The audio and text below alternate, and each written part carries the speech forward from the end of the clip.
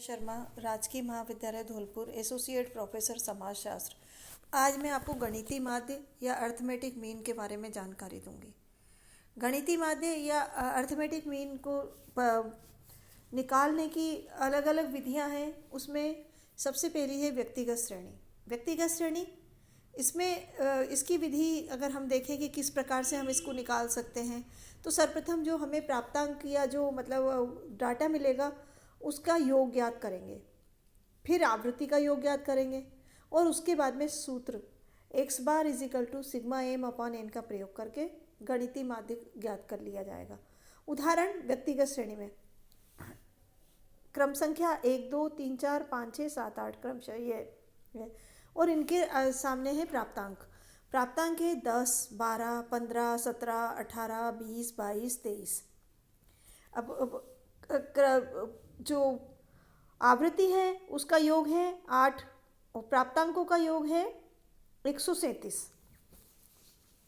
प्रत्यक्ष विधि से हम जब इसको ज्ञात करेंगे तो हम इसके लिए सूत्र लगाएंगे x bar is equal to sigma M upon N.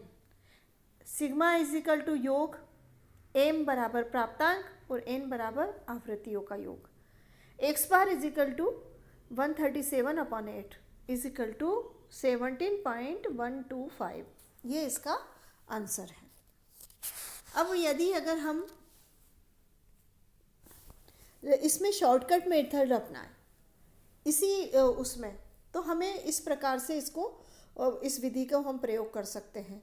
इसमें क्रम संख्या वही है 1 से लेकर 8 तक, जिसका योग n बराबर जो है वो 8 है।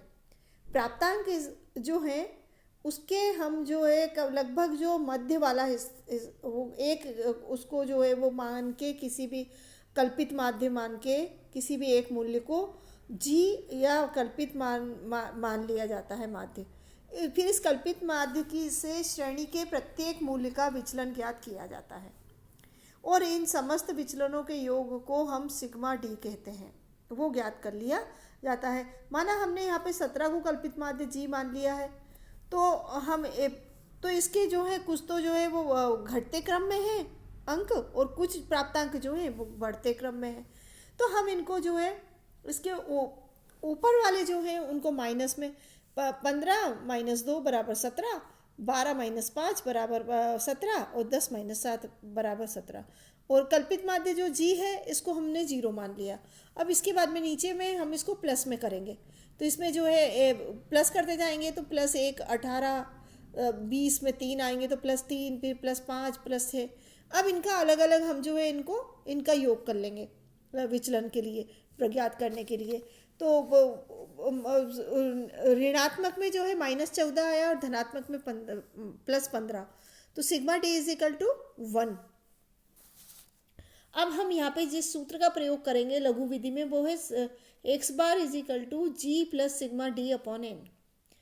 तो यहाँ पे g जो है कल्पित माध्य है, सिग्मा योग है जैसा मैंने आपको पहले बताया था, d कल्पित माध्य से श्रेणी के मूल्यों का अंतर है और n जो है आवृत्तियों का योग है। तो हमारे पास जो आवृत्ति और जो d विचलन और ये कल्पित माध्य प्राप्त हुआ है, इसके अनुसार हम इसको सूत्र में स्थापित करेंगे तो x bar is equal to 17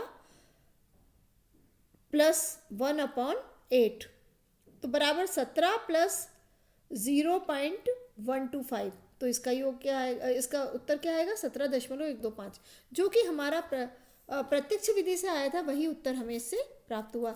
इस प्रकार से हम जब अर्थमेटिक मीन निकालें तो एक से अधिक विधियों का प्रयोग करके और हम इसके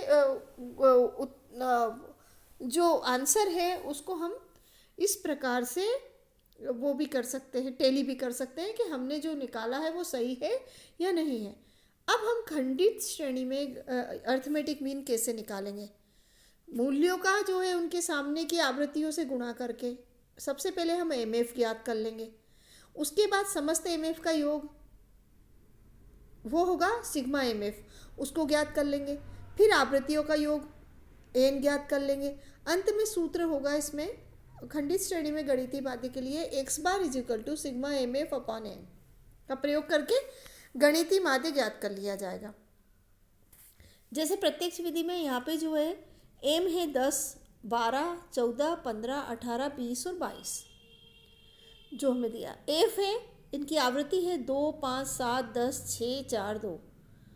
तो आवृत्तियों का योग हुआ n इजिकल टू 36। अब एम एफ है, तो इनका आपस में गुणा करेंगे तो 10 दूनी 20, 12 पंजे 60, 14 सत्ते 98, 15 धाम 150, 18 गुणित 6 बराबर 108, 20 गुणित 4 बराबर 80, 22 गुणित 2 बराबर 44।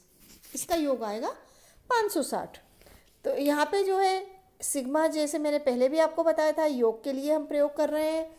एम एफ आवृत्ति और मूल्यों का गुणन है और एन आवृत्तियों का योग है। तो जब हम इनको इनके मूल्यों में सूत्र के अनुसार रखे देंगे तो एक्स बार बराबर sigma m f upon N. तो x bar is equal to 560 upon 36 बराबर 140/9। आंसर आएगा 15.556। हम इन विधियों के द्वारा गणितीय माध्य को निकाल सकते हैं।